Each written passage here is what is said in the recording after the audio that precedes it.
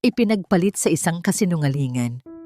Habang abala ako sa pag-aalaga sa anak naming may sakit, ninanakaw ng asawa ko at ng kanyang kirida ang lahat ng pinaghirapan ko. "Pirmahan mo na to, Elia. Wala ka ng silbi rito." Utos niya. Itinulak ang annulment papers sa mukha ko. Ngunit isang iyak mula sa silid ni Neris ang nagpatigil sa lahat. Hindi na ako ang Eliora na kilala ninyo. Paano ko babawiin ang anak ko mula sa mga demonyong ito? Don't worry, Isabel. The special account is set. Once she's out, everything is ours. Itatapon ko na lang basta-basta ang basurang iyon. Ang boses ni Anton, ang asawa ko, ay dumaan sa siwang ng pinto ng kusina. Malamig, walang emosyon, na para bang nag-uusap lang sila tungkol sa isang basurang kailangan ng ilabas. Sa sandaling iyon, ang mundo ko ay isang mainit at mabangong ulap ng sinigang na baboy. Ang paborito niyang ulam, dahan-dahan kong inihahalo ang sabaw. Tinitiyak na tamang-tama ang asim, na lumalabas ang tamis ng kamatis at ang anghang ng siling haba. Pinagmasdan ko ang sarili kong mga kamay na nakahawak sa sandok, mga kamay na may kalyo sa kakalaba ng kanyang mga polo para makatipid sa laundry, mga kamay na may maliliit na peklat mula sa talsik ng mantika sa araw-araw na pagluluto para sa kanya. Ito ang mga kamay na sumuporta sa kanya, nag-alaga at bumuo ng isang tahanan. Ngunit sa isang iglap, ang mabangong amoy ng sinigang ay naging kasuklam-suklam. Ang init mula sa kalan ay hindi na umabot sa aking balat. Ang bigat ng mangkok na porselana na hawak ko ay biglang nawala.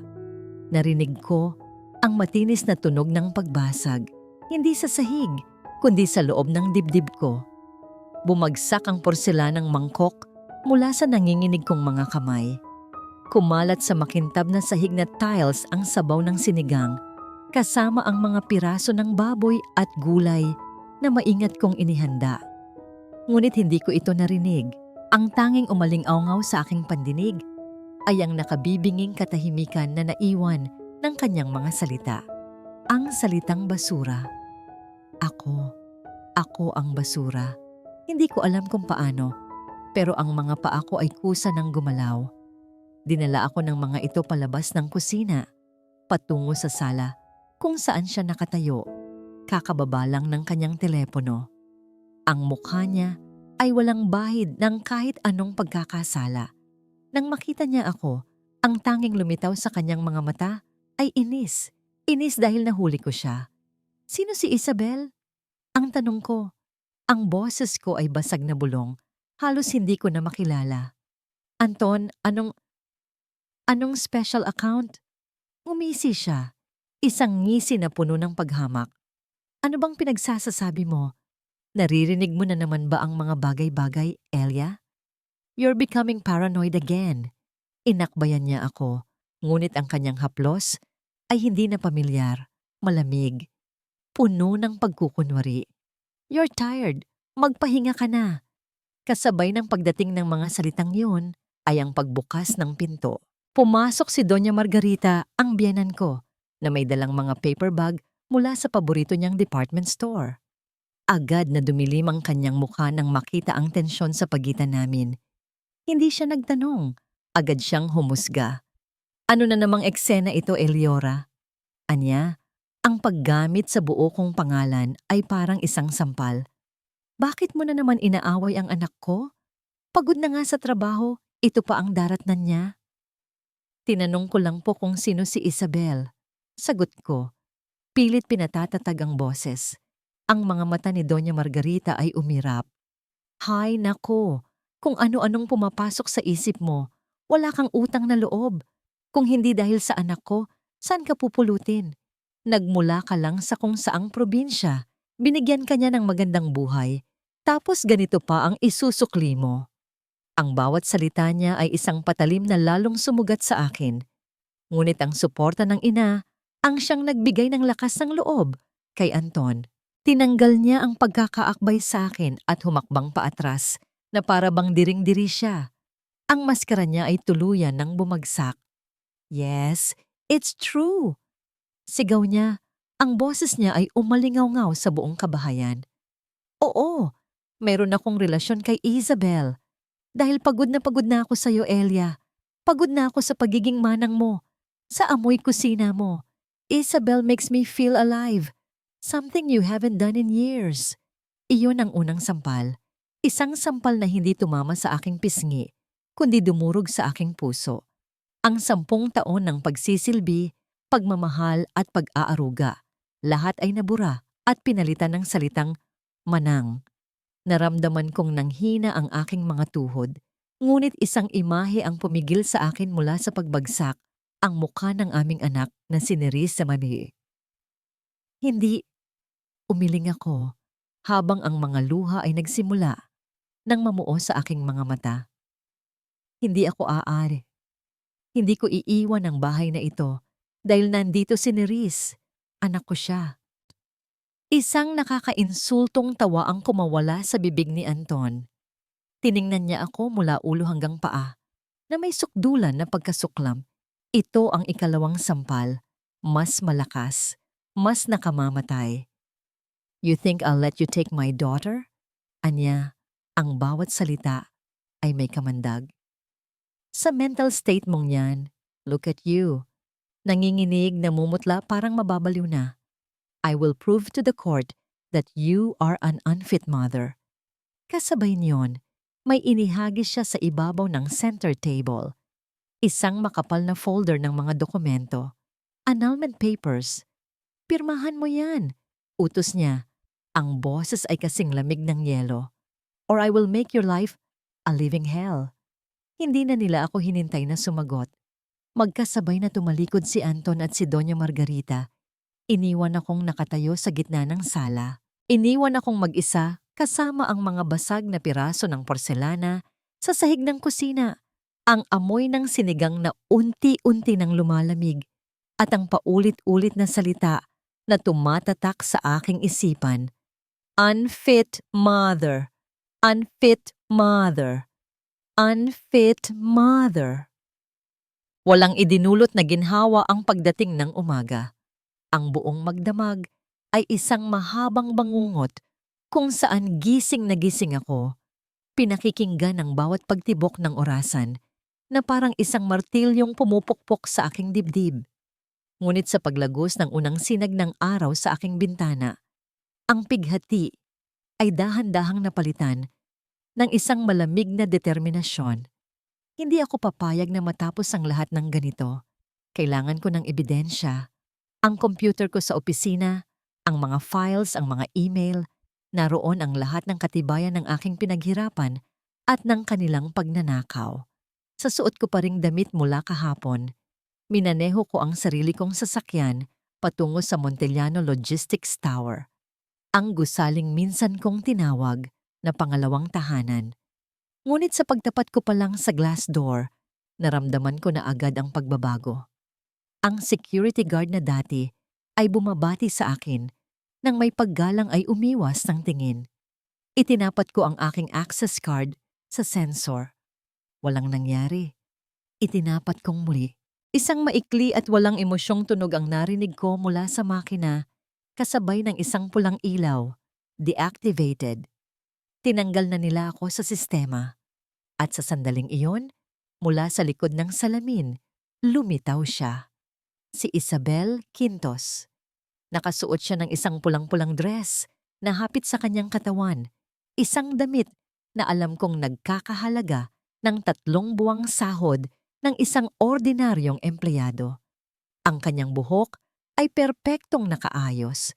Ang kanyang labi ay may makapal na lipstick.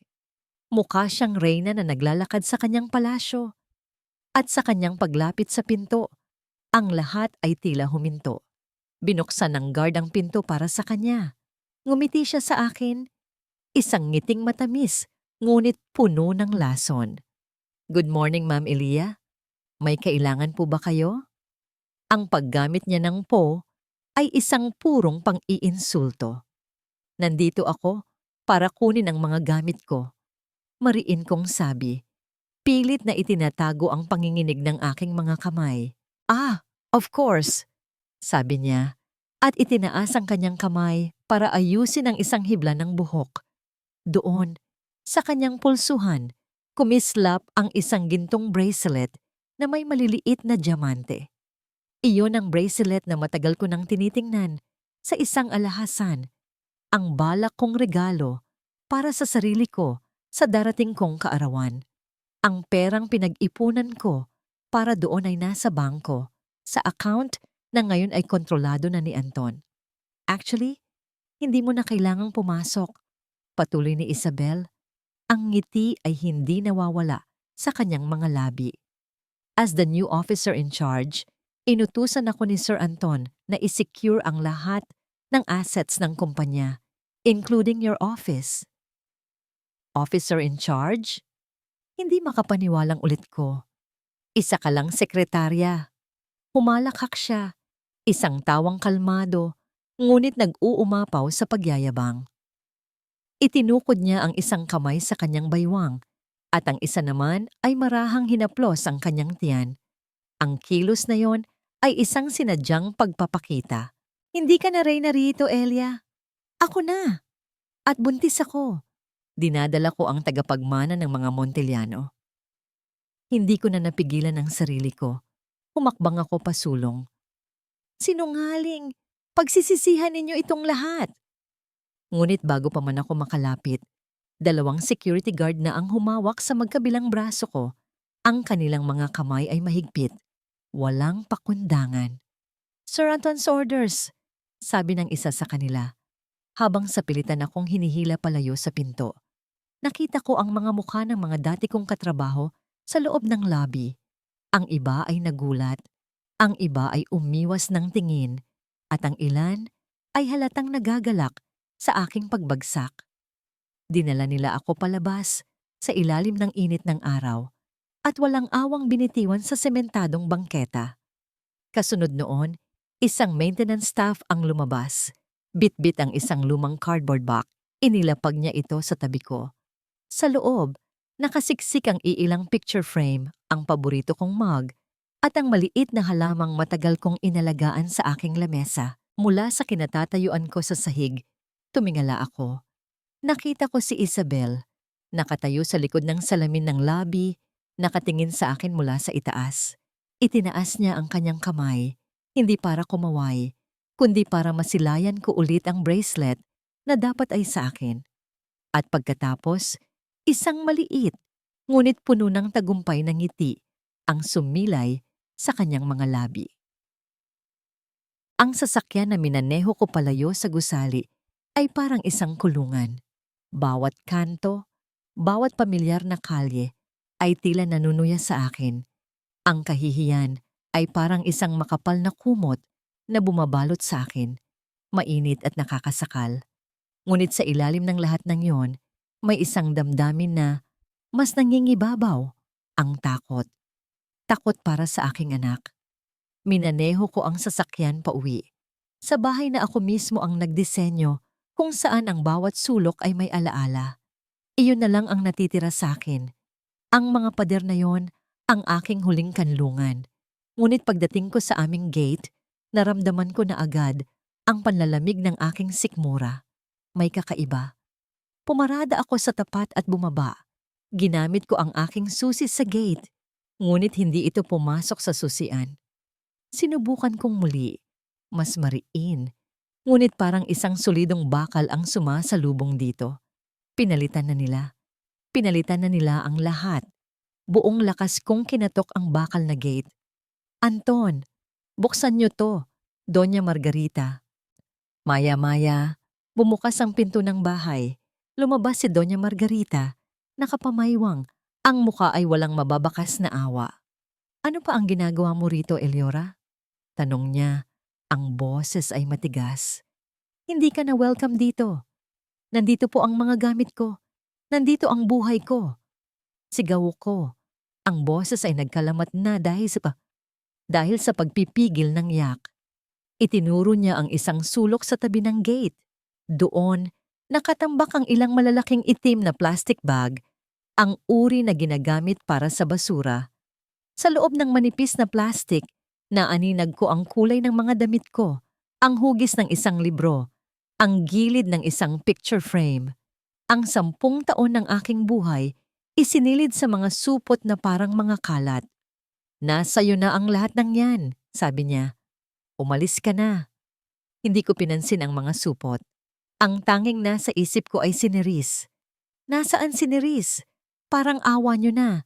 Gusto ko lang makita ang anak ko. Hindi maaari. Mami. Ang maliit na boses na yon ay nagbigay sa akin ng panandaliang lakas.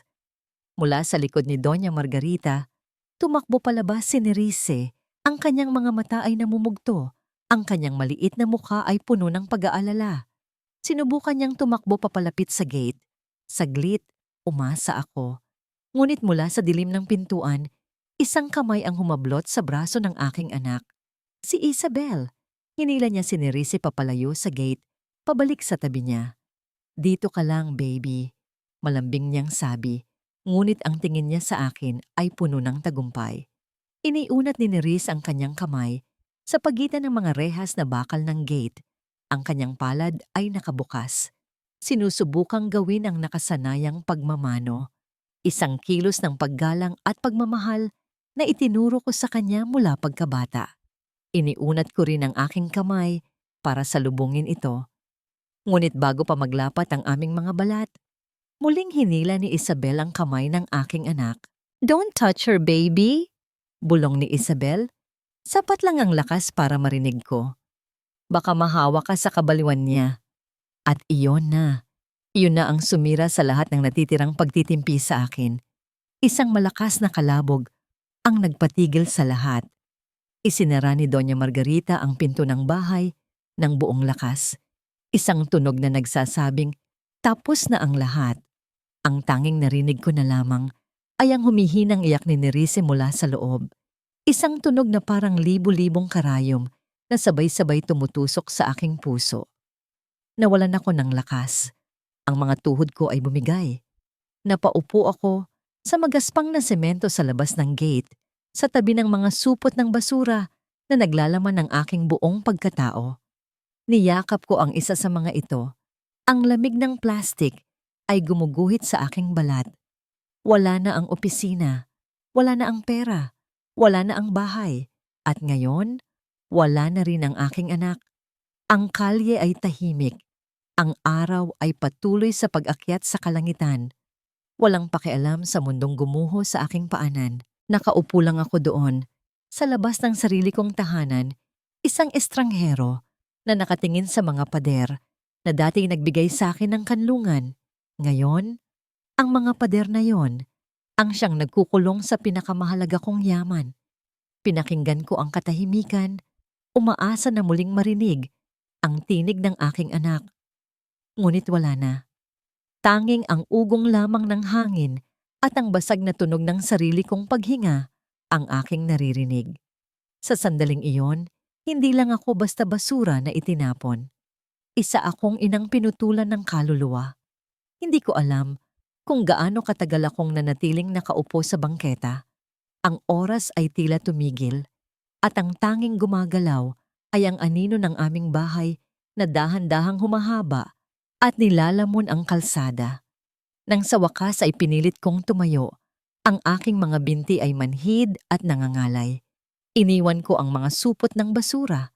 Wala akong lakas na dalhin ang mga ito at sa sandaling iyon, ang mga gamit sa loob niyon ay mga paalala lamang ng isang buhay na ninakaw sa akin. Ang kailangan ko ay makalayo.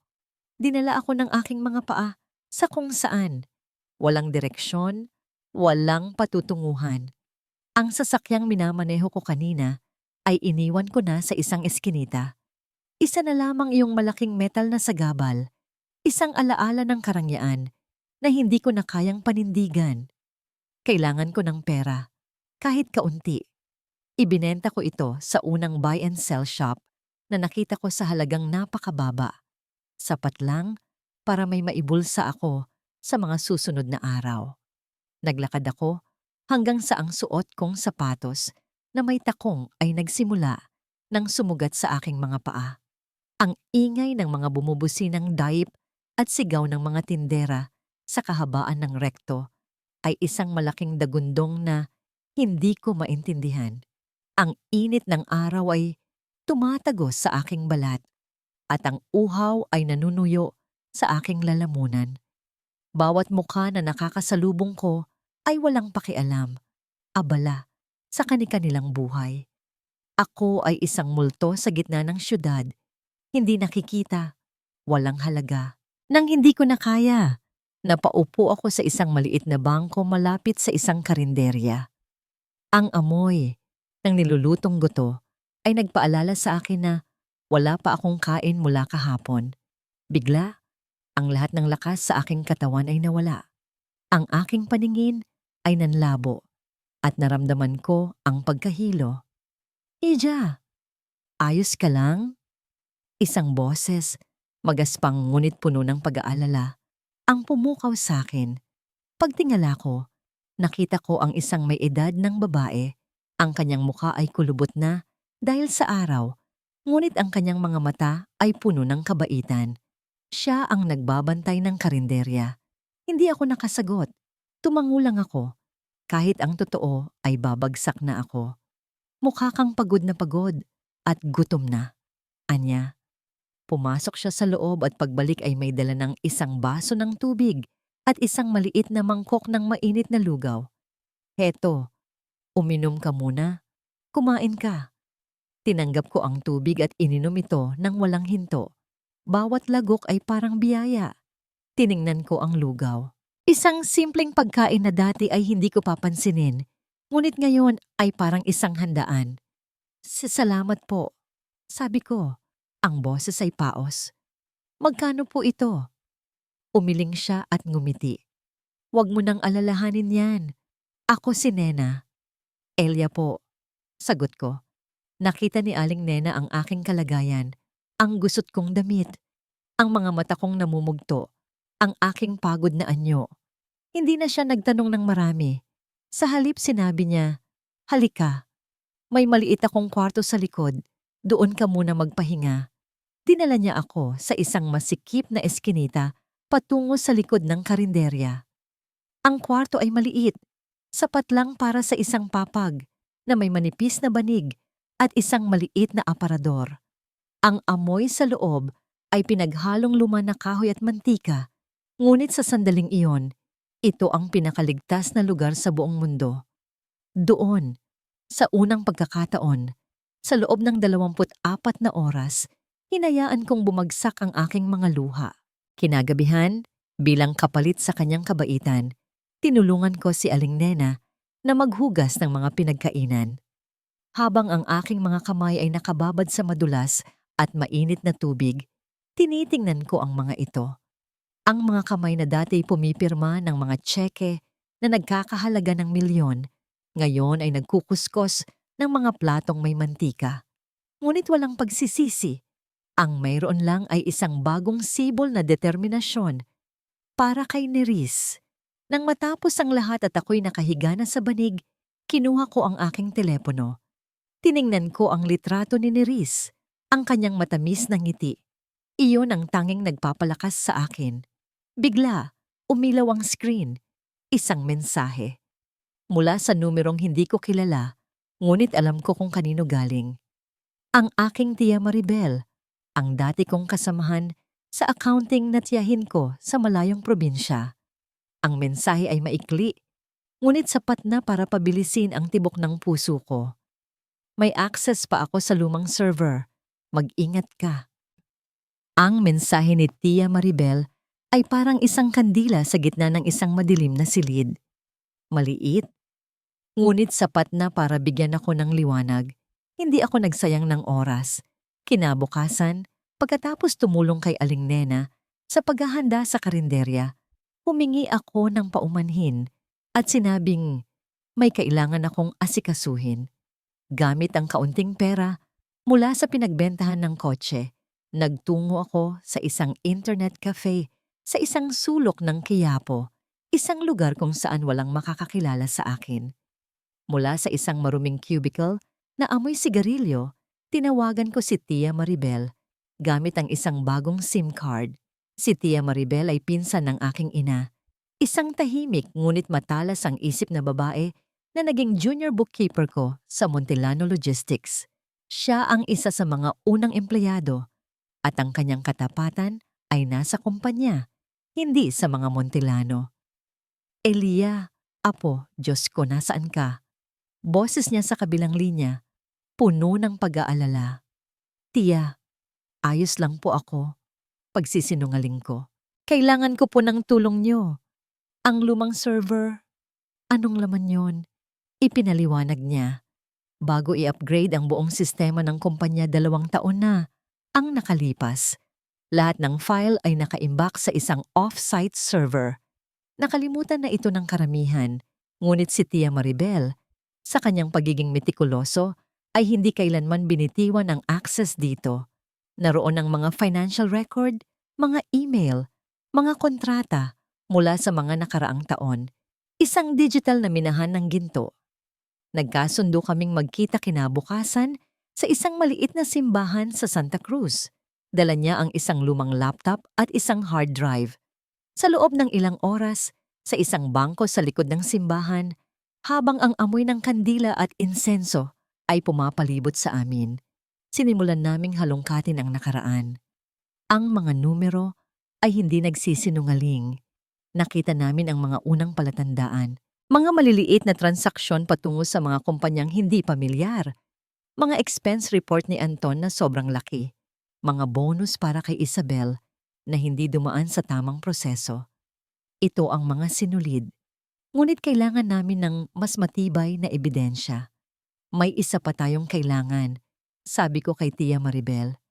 Kailangan natin si Jonas Cruz. Si Jonas ay ang dating internal auditor ng kumpanya. Isang napakagaling at striktong auditor na bigla na lang nag-resign, 6 na buwan na ang nakalipas. Ngunit alam naming dalawa ang totoo. Tinanggal siya ni Anton dahil may natuklasan siyang hindi dapat malaman. Kinailangan kong gamitin ang lahat ng aking lakas ng loob para hanapin siya. Sa pamamagitan ng isang lumang contact, nakuha ko ang kanyang address. Nakatira na lamang siya sa isang maliit na apartment sa Pasig. Nagtatrabaho bilang isang freelance consultant. Noong una, ayaw niya akong kausapin. Ang kanyang karanasan sa Montellano Logistics ay nag-iwan sa kanya ng takot at pag-aalinlangan. Ayoko nang masangkot dyan, Mrs. Montellano, sabi niya sa akin sa pinto ng kanyang apartment. Elia na lang, Jonas. Pakiusap ko. Alam kong may nakita ka. At alam kong pareho tayong biktima ni Anton. Tinanggalan niya ako ng lahat. Ang bahay, ang pera, ang anak ko. Nang mabanggit ko ang aking anak, nakita ko ang pagbabago sa kanyang mga mata. Mayroon din siyang 2 anak na babae. Pinapasok niya ako. Sa loob ng kanyang magulong opisina, sa gitna ng mga tumpok ng papel, ikinuwento niya ang lahat. May natuklasan siyang isang shell corporation, isang kumpanyang ginagamit ni Anton para maglabas ng pera. Nang iharap niya ito kay Anton, binantaan siya. Binigyan siya ng malaking halaga para manahimik at umalis. Tinanggap niya dahil sa takot para sa kanyang pamilya. Ibinigay ko sa kanya ang lahat ng kopya ko. Malungkot niyang sabi. Lahat? Tanong ko. Unti-unting nawawala ng pag-asa. Tumango siya. Ngunit pagkatapos ng ilang sandali ng katahimikan, tumingin siya sa akin.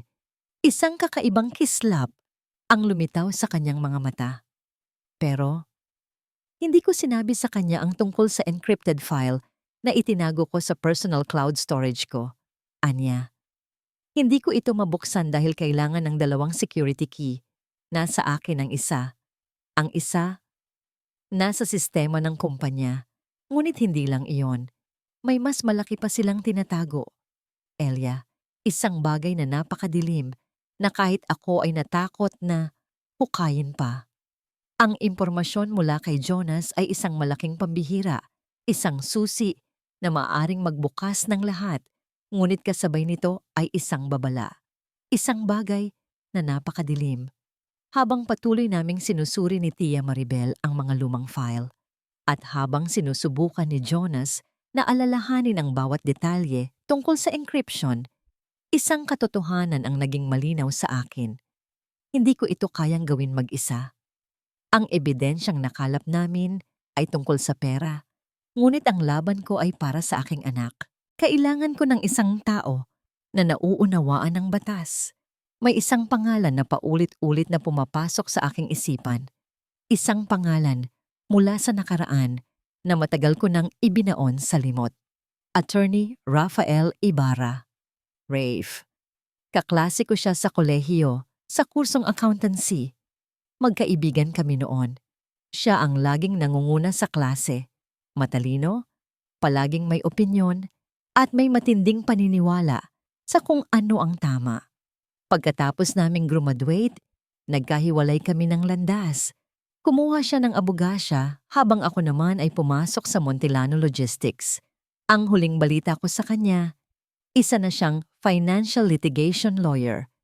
Dalubhasa sa mga kaso ng corporate fraud. Kinailangan kong gamitin ang lahat ng natitira kong lakas ng loob para hanapin siya. Ang kanyang law firm ay nasa puso ng Makati, isang mundo na napakalayo na sa karinderya ni Aling Nena at sa masikip na kwarto ko. Pagkatapos ng ilang araw na pag-aalinlangan, tinawagan ko ang kanyang opisina gamit ang aking bagong numero, nagpakilala bilang Elia Vergara gamit ang aking pangalan noong dalaga pa. Nagulat ang kanyang sekretarya nang malaman na personal ko siyang kilala. Pagkatapos ng ilang sandali ng paghihintay, ang boses niya, mas malalim na ngayon, mas may awtoridad, ngunit pamilyar pa rin, ang narinig ko sa kabilang linya. Elia Vergara, is that really you? Ako nga, Rafe. Sagot ko. Pilit pinipigilan ang panginginig ng aking boses. Kailangan ko ng tulong mo.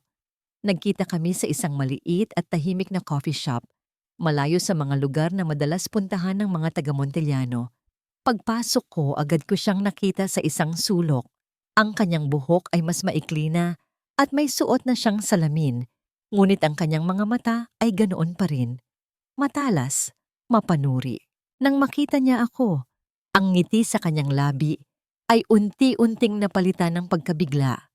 At pagkatapos ay nang hindi maitagong pag-aalala, marahil dahil sa aking payat na pangangatawan, sa aking simpleng damit, o sa lungkot, na hindi ko na kayang itago sa aking mga mata. Ikinuwento ko sa kanya ang lahat. Mula sa pagtataksil ni Anton, sa peking pagbubuntis ni Isabel, sa pagpapalayas sa akin, hanggang sa pagkakait nila sa aking anak. Habang nagsasalita ako, hindi siya sumingit. Nakikinig lang siya. Ang kanyang mga mata ay nakatuon sa akin. Ang kanyang mukha ay dahan-dahang nagiging seryoso at matigas. Nang matapos ako, nanatili siyang tahimik ng ilang sandali. Kinuha niya ang kanyang tasa ng kape, ngunit hindi uminom. I'm so sorry this happened to you, Elia, sabi niya sa wakas. Ang kanyang boses ay puno ng sinseridad. Ang mga Montellano, kilala ko ang pamilyang yan. Marumi sila maglaro. Ipinakita ko sa kanya ang iilang dokumento na naprint namin ni Tia Maribel. Tiningnan niya ang mga ito. Ang kanyang mga mata ay mabilis na sinusuri ang bawat numero, bawat pangalan ng kumpanya. This is a good start, anya. Tumatango. Malinaw na may fund diversion, pero hindi ito sapat para mabawi mo si Neris. Tumingin siya sa akin. Ang kanyang mga mata ay seryoso. Gagamitin nila ang lahat laban sa iyo, Elia. They will use your mental health against you. Sasabihin nilang nag-iimbento ka, na paranoid ka, na wala ka sa tamang pag-iisip. Kaya hindi lang sa pera ang kailangan nating patunayan. We need undeniable proof. Isang ebidensya na hindi lang magpapatunay na magnanakaw sila, kundi magpapatunay din na masama ang kanilang pagkatao. Isang bagay na sisira sa kanilang kredibilidad nang walang pag-aalinlangan. Ang kanyang mga salita ay tumatak sa aking isipan. Undeniable proof. Hindi lang tungkol sa mga numero. Tungkol ito sa kung sino sila at kung sino ako. Ang encrypted file na binanggit ni Jonas, iyon na marahil ang hinahanap namin. Tutulungan kita, Elia, sabi ni Rafe. Ang kanyang boses ay matatag. Pro bono, bilang kaibigan. But you have to be careful. Mula ngayon, isa kang anino. Iwasan mo ang lahat ng lugar na dati mong pinupuntahan. Huwag kang magtiwala basta-basta. Dahil kung malaman nilang nagsisimula ka ng lumaban, hindi sila mag-aatubiling durugin ka ng tuluyan. Ang mga salita ni Rafe ay naging gabay ko. Isa kang anino. Mula sa araw na yon, mas lalo akong naging maingat. Ang maliit na kwarto sa likod ng karinderya ni Aling Nena ang naging headquarters ko. Sa araw, ako ay isang ordinaryong tagahugas ng plato, nawawala sa ingay at abala ng kusina. Sa gabi, sa tulong ng lumang laptop na bigay ni Tia Maribel, ako ay isang investigador na hinuhukay ang bawat digital na bakas na iniwan ng aking asawa. Ngunit ang pag-access sa lumang server ay limitado. Kailangan namin ng access sa mga kasalukuyang transaksyon. Kailangan namin ng isang paraan para makapasok sa sistema nila nang hindi napapansin. At doon pumasok ang isang mapanganib na plano. Sa tulong ng network ni Rafe, nalaman namin na isa sa mga pinakamalaking supplier ng Montellano Logistics, isang third-party warehousing company na nagngangalang Aguila Freight Services, ay naghahanap ng isang temporaryong accounting clerk. Ang posisyon ay mababa. Halos hindi pinapansin, ngunit meron itong isang mahalagang bagay. Access sa kanilang shared portal kasama ang Montellano Logistics. Doon dumadaan ang mga invoice, delivery receipt, at payment records. Peke. Lahat ay peke. Ang resume na ginamit ko ay may ibang pangalan. Lea Cruz. Ang aking itsura, binago ko. Ipinagupit ko ang aking mahabang buhok, nagsimulang magsuot ng makapal na salamin na walang grado at palaging nagsusuot ng mga damit na maluwag at walang kulay. Ang dating Eleora Montellano na laging nakaayos at may kumpiyansa ay kailangang maglaho. Ang kailangan nila makita ay isang simpleng babae na desperadong makahanap ng trabaho. Sa aking gulat, natanggap ako. Marahil dahil sa aking pekeng credentials na nagpapakita ng ilang taong karanasan sa bookkeeping. O marahil dahil walang sino man ang mag-aakala na ang asawa ng kanilang kliyente ay mag-a-apply sa ganoong kababang posisyon. Ang unang araw ko sa Aguila Freight ay puno ng kaba. Ang opisina nila ay masikip at maingay. Ang aking lamesa ay nasa isang sulok katabi ng isang maalikabok na cabinet. Ngunit ang computer sa aking harapan ang tanging mahalaga. Binigyan ako ng access sa portal.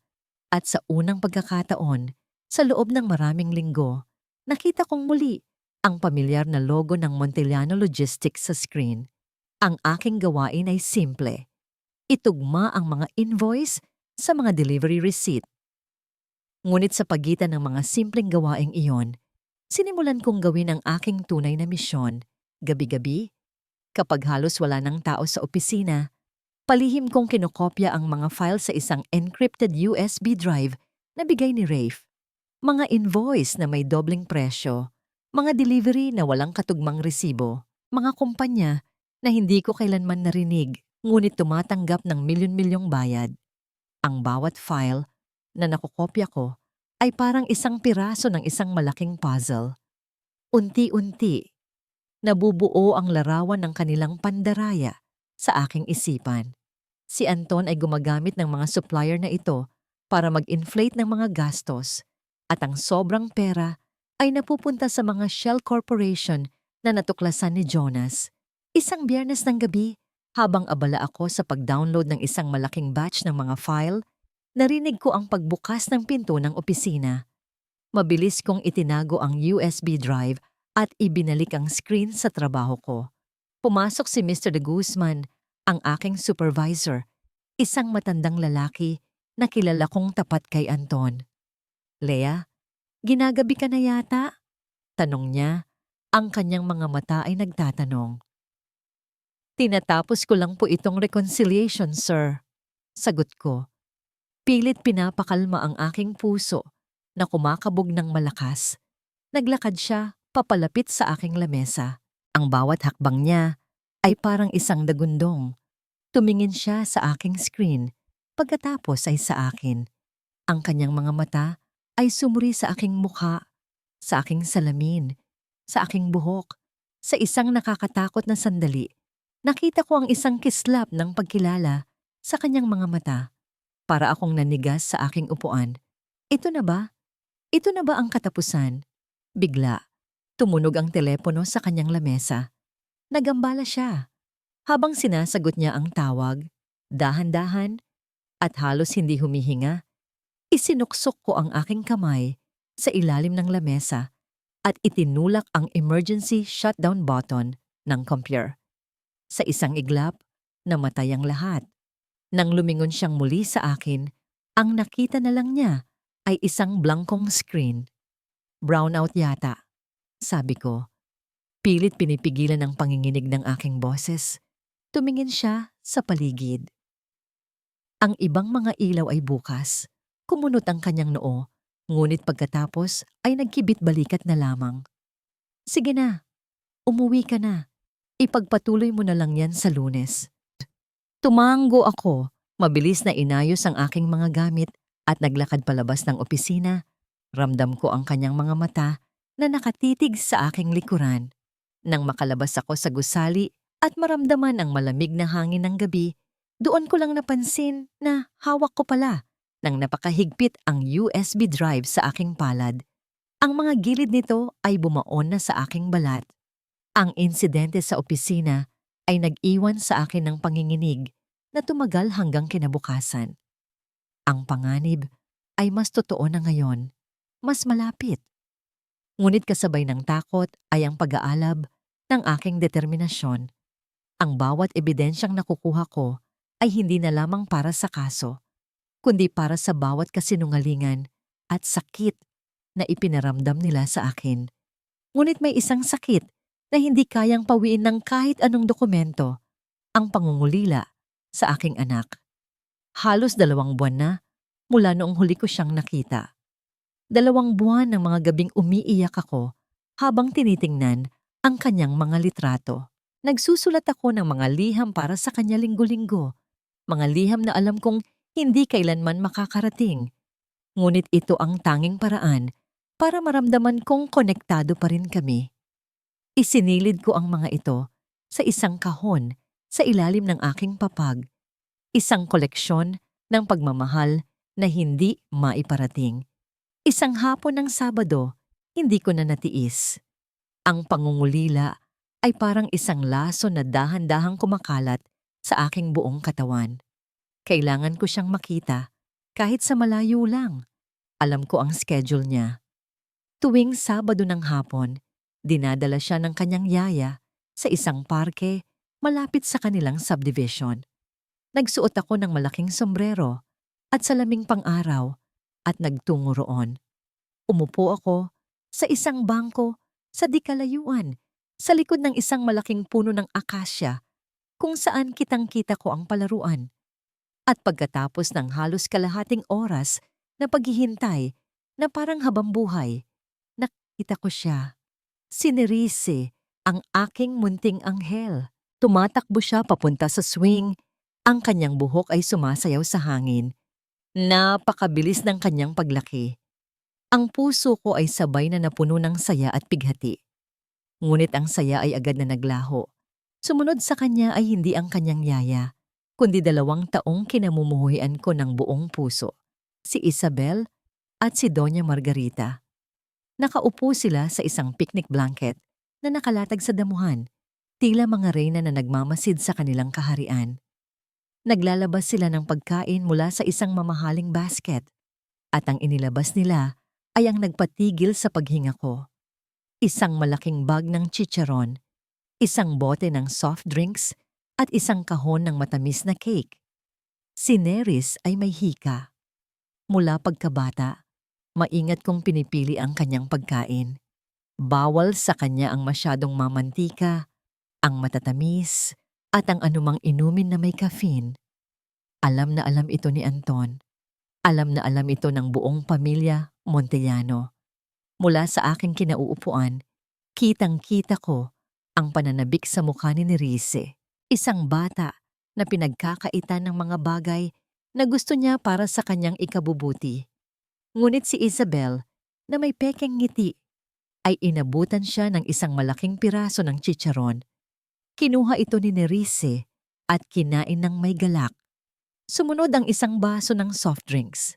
Ang puso ko ay dinudurog sa bawat subo at lagok niya. Ilang sandali pa, nangyari na nga ang kinatatakutan ko.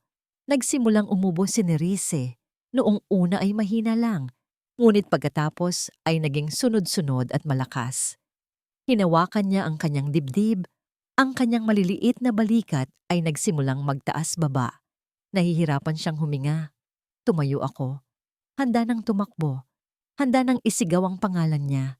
Ngunit natigilan ako sa reaksyon ng dalawa. "Ano ba yan, Nerice? You're making a scene!" Inis na sabi ni Doña Margarita.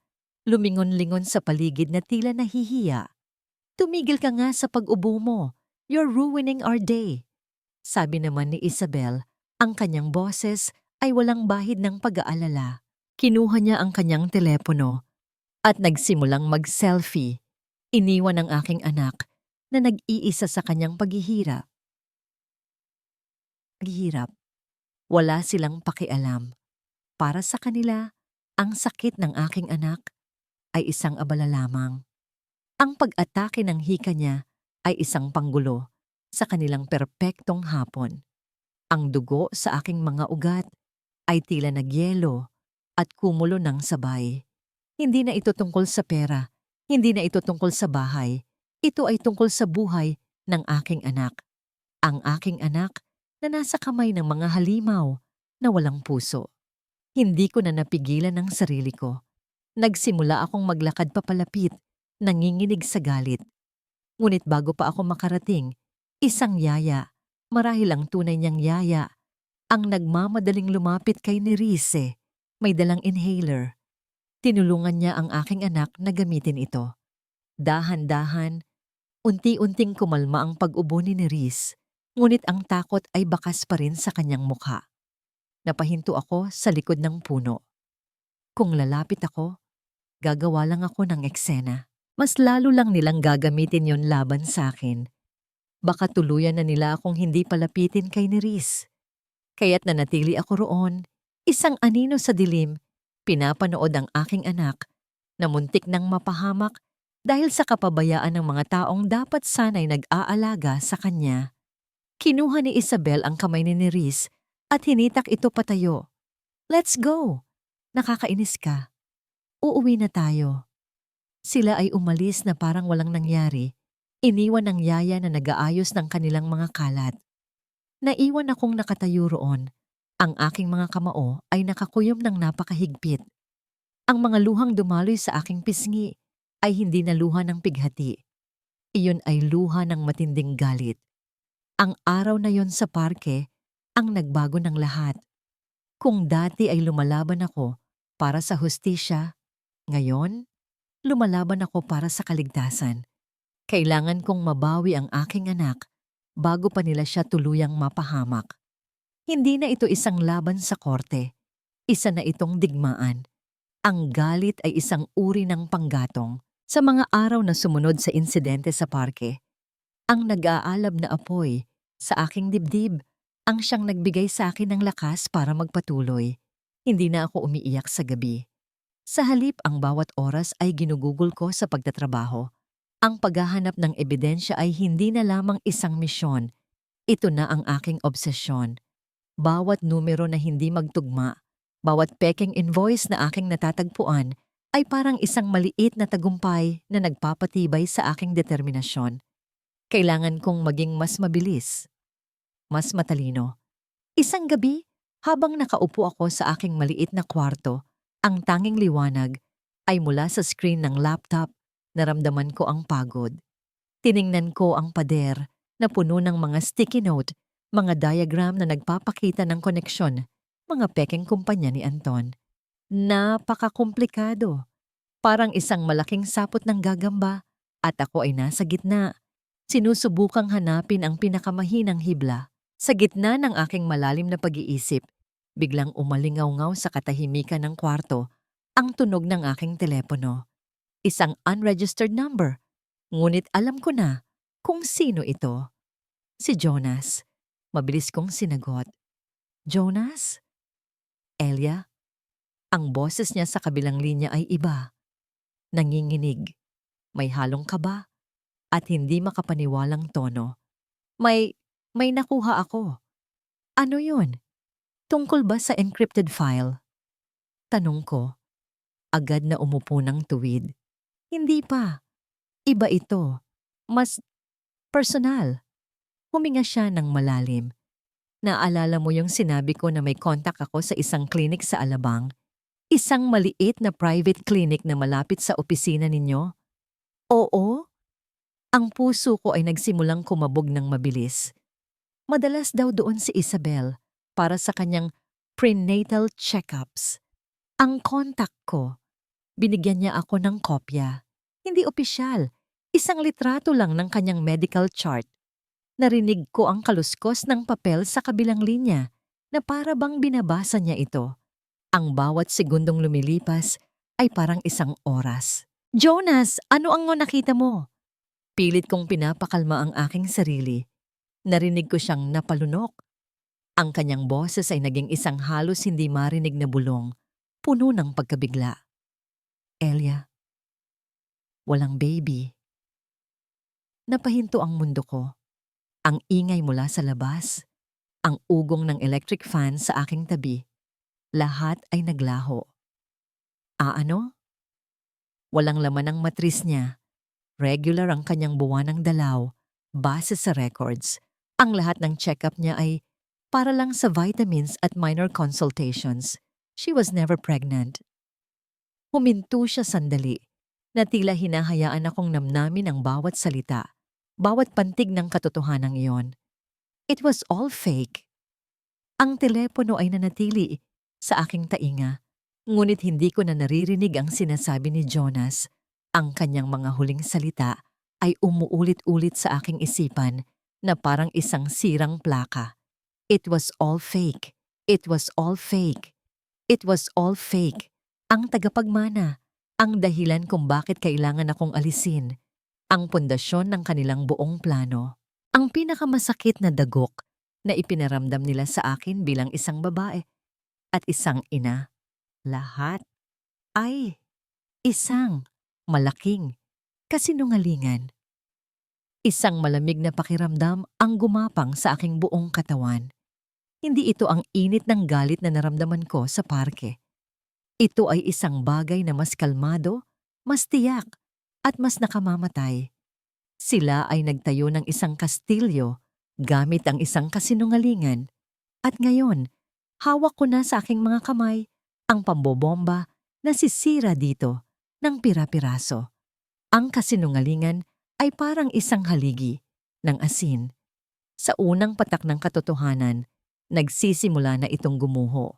At ang katotohanan tungkol sa pekeng pagbubuntis ni Isabel ang siyang nagbigay sa akin ng pundasyon na matagal ko nang hinahanap. Mas naging matatag ako, mas naging kalkulado. Hindi na ako ang babaeng nagtatago sa dilim. Isa na akong mangangaso na naghihintay ng tamang oras para umatake. Sa aming sumunod na pagkikita ni Rafe sa kanyang opisina, ipinakita ko sa kanya ang ebidensya na nakuha ni Jonas. Nakita ko ang pagkamangha sa kanyang mga mata na agad na palitan ng isang malamig at propesyonal na determinasyon.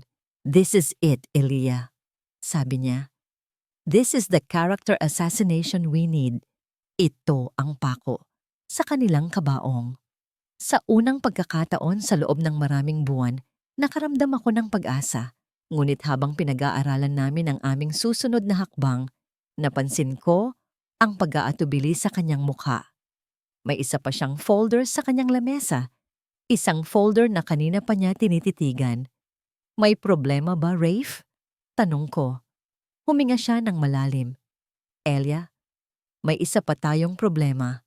Mas malaki kaysa sa inaakala natin.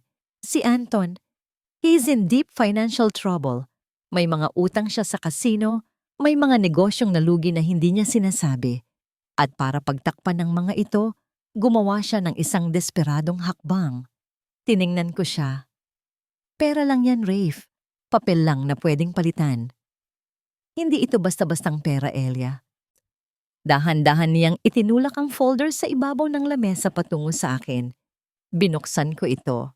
Sa loob ay mga kopya ng mortgage documents. Ang aking mga mata ay mabilis na sinuri ang mga detalye, ngunit isang linya ang kumuha ng aking buong atensyon. Ang address ng ari-ariang isinangla. Lot 23, Panglao, Bohol. Ang hangin sa aking baga ay biglang naubos. Ang malinis at malamig na opisina ni Rafe ay biglang naglaho. Ang tanging nakikita ko na lamang ay ang mga salitang iyon. Panglao, Bohol. Ang lupang tinubuan ko. Ang kaisa-isang pamana na iniwan sa akin ng aking mga magulang. Bumalik sa aking alaala ang isang eksena mula sa nakaraan.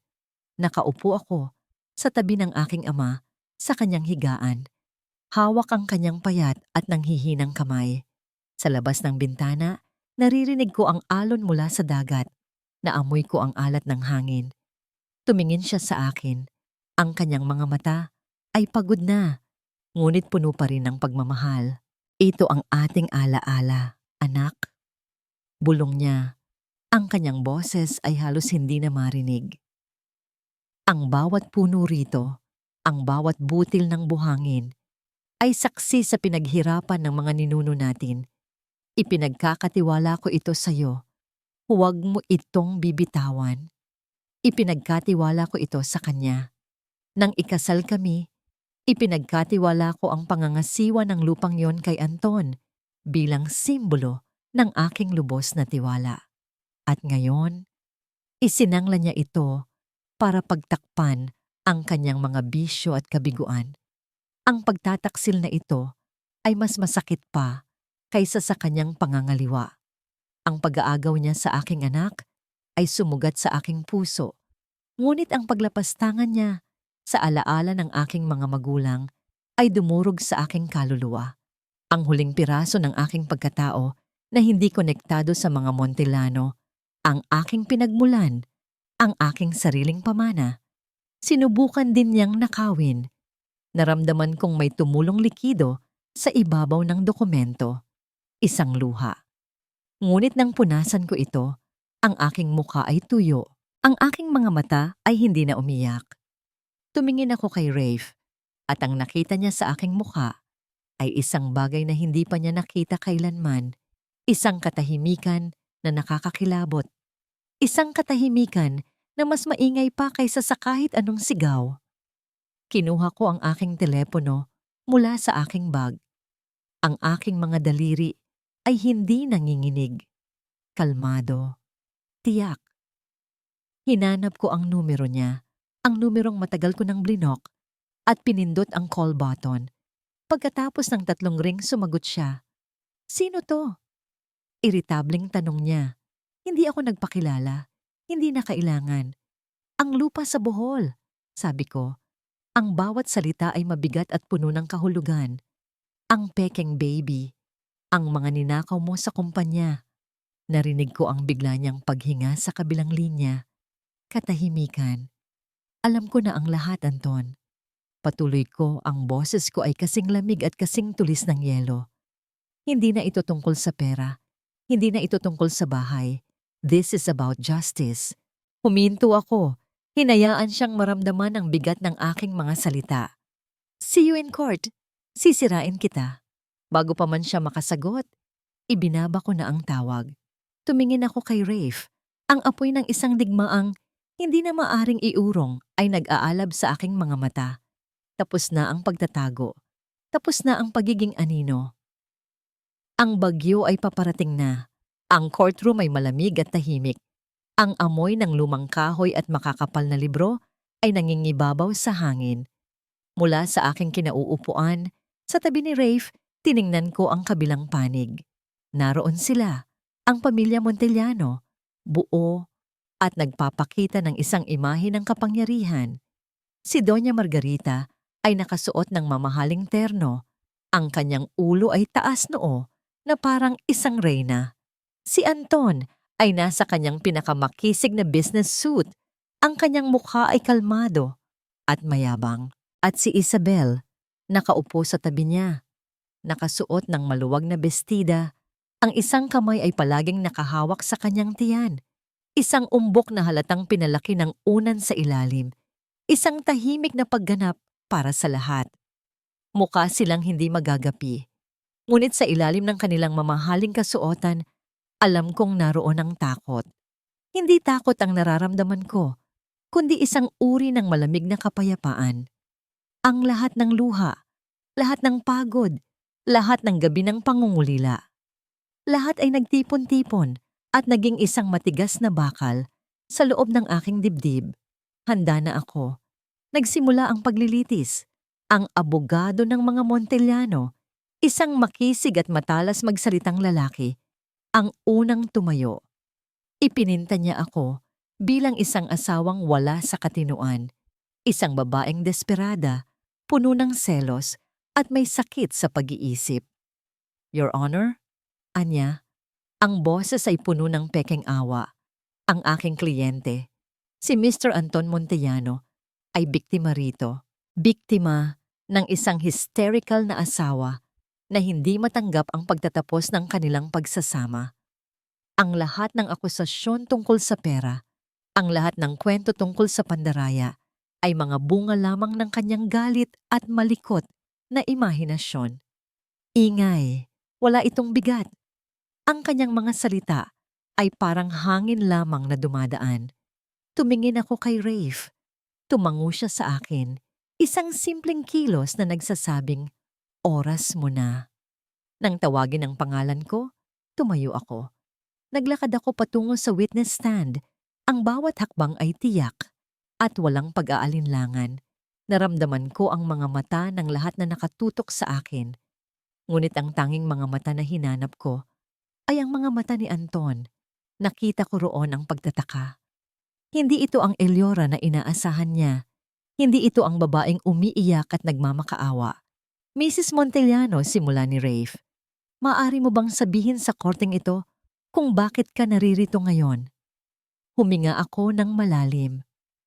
Nandito po ako para bawiin ang anak ko at para ipakita ang katotohanan. At sinimulan ko ang kwento.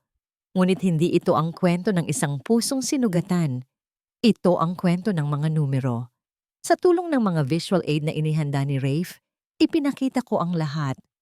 Ang daloy ng pera mula sa Montellano Logistics patungo sa mga Shell Corporation, ang mga inflated na invoice mula sa Agila Freight, ang mga email na nakuha namin mula sa lumang server kung saan malinaw na inuutusan ni Anton ang accounting department na mag-release ng pondo para sa mga proyektong hindi naman umiral.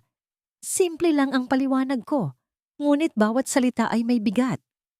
Ako ang dating chief accountant. Alam ko ang bawat sulok ng sistema. At ginamit ko ang kaalamang iyon para isalaysay ang isang kwento ng pandaraya na kahit ang isang ordinaryong tao ay maiintindihan. Habang nagsasalita ako, nakita ko ang unti-unting pagbabago sa mukha ni Anton. Ang kanyang kumpiyansa ay napalitan ng pag-aalala. Pagkatapos ay nang hindi maitagong gulat, si Doña Margarita ay hindi na mapakali sa kanyang upuan. Pagkatapos ng pera, isinunod ko ang puso ng kanilang kasinungalingan. Your Honor, sabi ko, ang aking boses ay nanatiling kalmado, ang pinakamatibay na pundasyon ng kanilang kaso laban sa akin. Ang dahilan kung bakit nila sinabing ako ay wala sa katinuan ay ang pag-aangkin na si Miss Isabel Quintos ay nagdadalang tao sa tagapagmana ng mga Montellano. Lumingon ako kay Isabel. Sa unang pagkakataon, umiwas siya ng tingin. Ang kanyang kamay ay mas humigpit sa kanyang pekeng tiyan. Ngunit ang pundasyong iyon, Your Honor, ay buhangin lamang. Inilabas ni Rafe ang ebidensya. Ang medical chart mula sa clinic, ang testimonya ng isang nurse na nagpatunay na walang anumang senyales ng pagbubuntis. Isang katahimikan ang bumalot sa buong courtroom. Narinig ko ang mga mahihinang bulungan. Nakita ko ang pagguho ng maskara ni Isabel. Ang kanyang maputlang mukha, ang panginginig ng kanyang mga labi. Ang pekeng umbok sa kanyang tiyan ay biglang naging isang kasuotan ng sukdulang kahihiyan. At para sa huling dagok, kinuha ko ang huling dokumento. Hindi po ito tungkol sa pera, Your Honor, sabi ko. At sa pagkakataong ito, may kaunting panginginig na sa aking boses. Hindi dahil sa kahinaan, kundi dahil sa bigat ng alaala. Ito ay tungkol sa tiwala at sa paglapastangan. Ipinakita ko ang mortgage documents, ikinuwento ko ang tungkol sa lupa sa Bohol, ang huling pamana ng aking ama, ang huling bilin niya sa akin. Ang bawat salita ko ay direktang patama sa puso ng pagiging isang anak, isang bagay na nauunawaan ng lahat sa silid na yon. Hindi na nakatiis si Doña Margarita. Sinungaling. Sigaw niya, biglang tumayo. Ang kanyang mukha ay puno ng galit. Wala kang utang na loob. Pagkatapos ka naming pulutin sa putikan, ito ang igaganti mo sa amin? Slens! Malakas na utos ng hukom. Or I will have you held in contempt. Ngunit huli na ang lahat. Ang pader ng kanilang pagkukunwari ay tuluyan ng gumuho. Si Anton, sa sobrang taranta, ay itinuro si Isabel. Siya ang may pakana ng lahat, Your Honor. Nilinlang niya ako. Ako? Ganting sigaw ni Isabel. Tumayo rin. Ang unan sa kanyang tiyan ay biglang naging katawa-tawa. Ginamit mo lang ako, Anton. Akala mo makukuha mo ang lahat? Ang marangal na pamilya Montellano, sa harap ng lahat, ay nagturuan, nagsisihan, at inilabas ang tunay nilang kulay. Isang pamilya na binuo sa kasakiman at kasinungalingan. Isang malakas na pagpukpok ng maso sa kahoy ang pumunit sa kaguluhan. Ang tunog ay umalingaw-ngaw sa bawat sulok ng silid, nagpatahimik sa lahat. Tumayo ang hukom. Ang kanyang muka ay hindi na maipinta. Sa harap ng mga ebidensyang iprinisinta, nagsimula siya, ang kanyang boses ay malakas at may awtoridad. Ang korte ay naglalabas ng mga sumusunod na desisyon.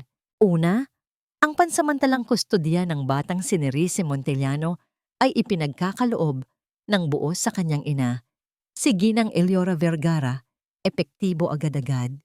Pangalawa, inuutusan ng korte ang National Bureau of Investigation na magbukas ng isang criminal investigation laban kina Mr. Anton Montellano at Miss Isabel Quintos para sa mga kasong qualified theft, fraud at perjury.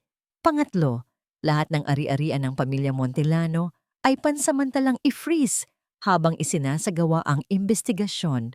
Bawat salita ng hukom ay parang musika sa aking pandinig. Hindi ako ngumiti, hindi ako umiyak. Tiningnan ko lang sila. Si Anton, nakatulala, hindi makapaniwala. Si Doña Margarita, napaupo na parang nawalan ng lahat ng lakas. At si Isabel, ang kanyang mukha ay blanko. Ang kanyang mga mata ay walang laman. Sa gitna ng kaguluhan, isang bagay lang ang malinaw sa aking isipan. Tapos na ang laban. Ngayon, uuwi na ako. Uuwi na ako sa aking anak. Lumipas ang 3 taon. Ang ingay ng courtroom ay napalitan na ng payapang tunog ng mga alon. Ang amoy ng lumang papel ay napalitan na ng sariwang amoy ng lupa at bulaklak. Mula sa beranda ng aming muling itinayong bahay sa Panglao, pinanood ko si Nerisse. 10 taong gulang na siya ngayon, malusog at malakas. Ang kanyang hika ay halos hindi na umaatake. Salamat sa malinis na hangin ng probinsya at sa buhay na malayo sa stress ng syudad. Masaya niyang dinidiligan ang mga tanim naming kamatis at talong sa hardin na kami mismo ang gumawa. Ang kanyang tawa, na minsan ay inakala kong hindi ko na muling maririnig, ay malayang lumilipad kasama ng hangin. Dito, sa lupang pamana sa akin, natagpuan namin ang aming kapayapaan. Ang hatol ay matagal nang naibaba. Si Anton ay napatunayang nagkasala sa pandaraya at ngayon ay nasa loob ng pambansang bilangguan. Ang kanyang sentensya ay mahaba. Si Doña Margarita, dahil sa kanyang edad, ay nalagay sa ilalim ng house arrest sa natitira niyang ari-arian. Isang bahay na mas maliit at mas simple, isang paalala ng imperyong kanilang winasak. Si Isabel, matapos umamin sa lahat para sa mas magaan na sentensya, ay nakulong din ng ilang taon at ngayon ay malaya na. Ngunit ang kanyang pangalan ay naging simbolo ng kahihiyan. Ang Montellano Logistics ay nalugi at naibenta sa ibang kumpanya. Ang kanilang pangalan ay unti-unti nang nabubura sa alaala ng mundo ng negosyo. Napatanong ako sa aking sarili, napatawad ko na ba sila? Marahil hindi. Hindi sa paraan na inaasahan ng iba. Walang malaking eksena ng pagpapatawad. Ang mayroon ay isang tahimik na pagtanggap. Pagtanggap na nangyari ang dapat mangyari. Ang kanilang kapalaran ay hindi ko na inaalala. Ang kanilang buhay ay hindi na bahagi ng akin. Ang pagpapatawad ko ay hindi para sa kanila. Ito ay para sa aking sarili. Ang pagpapatawad sa sarili ko dahil hinayaan kong maliitin ang aking halaga sa loob ng napakaraming taon. Iyon ang pinakamahalaga. Payapa na ba ako? Oo, higit pa sa payapa. Buo. Ang kapayapaan ay hindi lamang ang kawalan ng gulo. Ito ang pagkakaroon ng layunin. Ang Vergara Financial Consultancy, ang maliit na firm na itinayo ko sa Tagbilaran, ay lumalaki na. Nagbibigay kami ng libreng legal at financial advice sa mga babaeng biktima ng economic abuse, mga babaeng tulad ko noon. Sa bawat babaeng natutulungan naming makabangon, lalong gumagaan ang aking puso. Ito na ang aking bagong misyon. May lumapit sa aking likuran at nag-abot ng isang baso ng malamig na tubig. Si Rafe. Hindi siya naging isang romantikong kapalit. Nananatili siyang isang matalik na kaibigan, isang pinagkakatiwalaang business partner, at isang tapat na ninong kay Neris. Ang pagmamahal, natutunan ko, ay may maraming anyo. At ang pinakamaganda ay ang pagmamahal na nakabatay sa respeto at paghanga, hindi sa pangangailangan. Malalim na naman ang iniisip mo, sabi niya. Ngumiti. Iniisip ko lang kung gaano kalayo na ang narating natin. Sagot ko, tinitingnan ang papalubog na araw sa dagat. Malayo pa ang mararating mo. Pagtatama niya. Ngumiti ako. Tinawag ko si Nerisse mula sa hardin. Tumakbo siya papalapit sa akin. Niyakap ako ng mahigpit. Ang kanyang pisngi ay may bahid ng lupa. Hinalikan ko ang kanyang noo. Sa kanyang mga mata, nakikita ko ang aking lakas. Sa lupang kinatatayuan namin, nararamdaman ko ang aking mga ugat. At sa puso ko, alam kong ang tunay na tagumpay ay hindi ang pagbagsak ng iyong mga kaaway. Ito ay ang kakayahang tumayo muli, itayo ang sarili mong mundo. At sa wakas, mamulaklak sa sarili mong hardin.